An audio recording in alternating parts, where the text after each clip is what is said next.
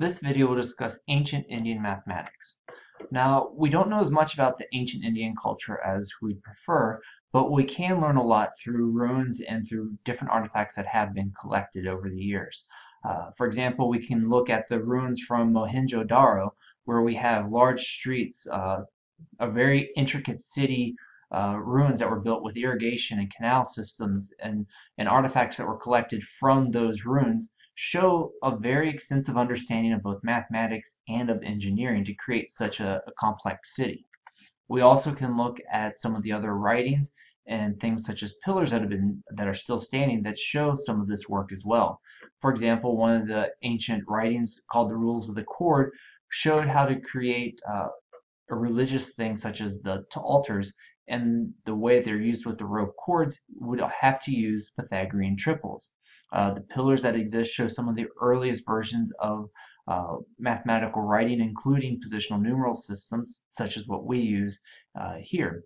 And we know that from around 400 AD, you have the Gupta Empire creating this vast wealth of learning and art and medicine and transferal of information, not just within India, but also with the large cultures of that time, from Greece to China and through Babylonia as well. So you can see their understanding of mathematics and how it's transmitted throughout, and how the work from the other parts of the world also influenced their mathematics. When we look at their computation, one of the reasons we have so little is because of the way they would do their mathematics, which would be either on a little blackboard that they would use a cane pen to write with paint and then wipe it off, or they'd have a little white tablet and a stick that they would write in, where that tablet was covered with flour, and then they could see their work there and then again wipe it off. And their work was very compact, and a lot of the ways that we do our mathematics here is very similar to what was done by the ancient Indian mathematics. It's where we get our positional numeral system, our concept of zero, and a lot of the methods we use for doing basic computations. So two methods were often used for doing addition. The earliest method recognized is that when they would add two numbers, it would be from left to right, and they'd work upward. So they'd start with 3 plus 1 and say that's 4. Then they'd move to the tens place and say that's 13, but I need to carry that 1 to the left. So that would become a 5. And then they go to the ones place and say 5 plus 6, that's 11. Again, carry the 1 to the left and gives us 541. It's backwards to us, but it does the exact same thing. The other method comes from some of the work from Bhaskar, where they would use some form of a place value. And you would, again, start with the 1. So now we're working more of a right to left as we would recognize. And then when they would add their tens, they'd put some sort of dot or asterisk in the place of the 1s, so that recognize that we got the tens place. And then when we get to the hundreds, use 2 dots to help recognize that we're now in the hundreds place when we add those values. And then we can add vertically like we teach often in elementary school, and then we still come to the same solution. Now when they did multiplication, we often call this the Hindu method of multiplication, or another name that you'll see is the lattice method. So with a lattice method, we're going to construct a box that is going to be the length and width that would match the digits for the two numbers. And we're going to draw a diagonal in each box, and then we're going to do single digit multiplication within each of those boxes. If it gives us a single value, we put it in the bottom right. If it requires 2 digits, we put it in both the boxes, 1 digit in each of the triangles created. And then we're going to add along the diagonals that are created by our boxes. So it's very important about how we align our box to create our lattice. So say we got 256 times 87. And what I'm going to do is I'm going to use the 256 across the columns and the 87 across the rows. I draw my diagonals, and now I do my multiplication 1 digit at a time. So 6 times 7, 6 times 8, 5 times 7, 5 times 8, 2 times 7, and then 2 times 8. Now you can see I extend my diagonals, and I now will add along my diagonals. So my first one here is just the blue 2, so that's 2. Now I'm going to add the 8, 4, and 5. And get 17. So bring down the 7. I carry the 1 to the next diagonal. I add along the diagonal. I get 12. I'm going to carry that 1 to the next diagonal. Again, I get 12. Carry the 1. And now I get 2. And I can see that I have 22,272. which is the same thing if we just did our standard methods of multiplication. And this is taught around the world even to this day. That's why you've probably heard the term lattice method of multiplication. Now, when we look at their versions of algebra and geometry, we recognize that they were very strong in their algebra. Now, when we read through their algebraic writings, it's often very poetic and flowery in verse, but when you look at what's really going on, there's very strong and significant algebraic concepts that are happening. They could recognize how to use false position to find some very complex things such as roots, and they would use inversion as a very common method to solve problems. Now, when we think about inversion, that means we're going to work backwards. And if you look at how we solve a common algebraic equation, this is the method that we're using. It is a form of inversion, and we can take their verbiage, put it into our standard, very common algorithms that we use for equations, and we can see exactly what they're doing. Their algebra was considered syncopated, so they tried to use juxtaposition to show addition. They would use dots over the subtrahend to show what number is being subtracted, and they'd use words such as here the BHA to represent the product. And they were able to recognize that there were negative and irrational numbers, but they did not recognize that there were complex numbers yet. However, they could find two roots using completing the square, and sometimes you will see that called the Hindu method for finding roots, as well as they were able to use indeterminate analysis to find all the solutions in an equation.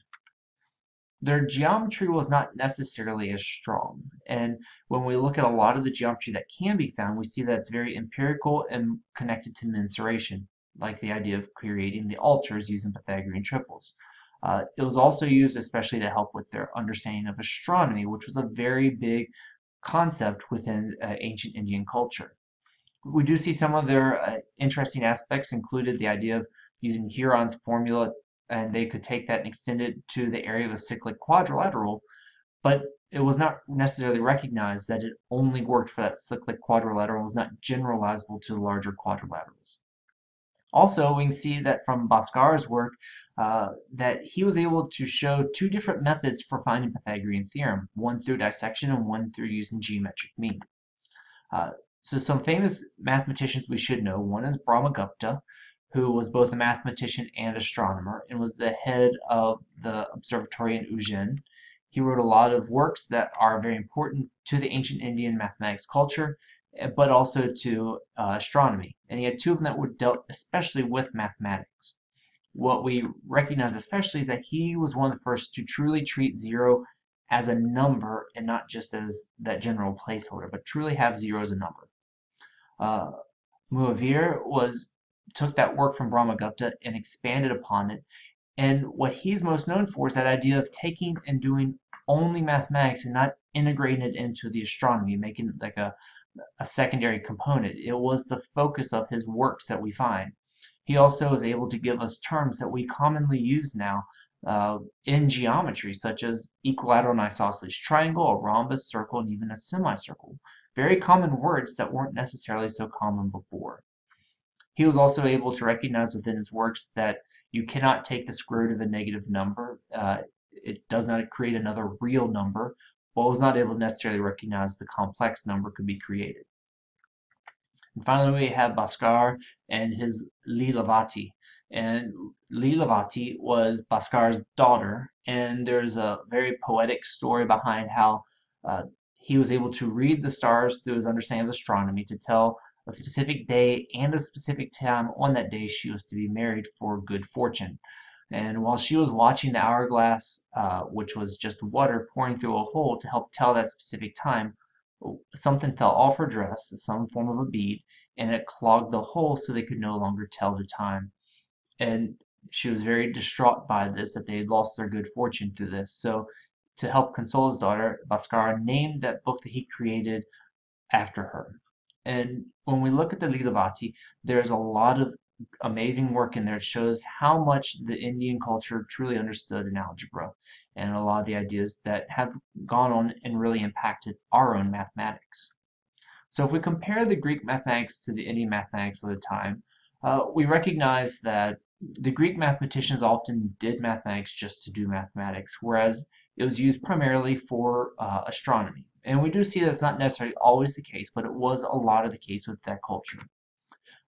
The Greeks also allowed more people to use mathematics and actually study mathematics, whereas primarily it was taught to the priests as part of the caste system in the Indian culture.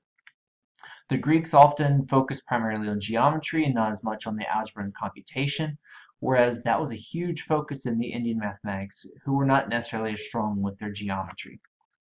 When we look at the forms of trigonometry, the Greeks focused on the geometric side, which would make sense, and the Indian culture focused on the algebraic side.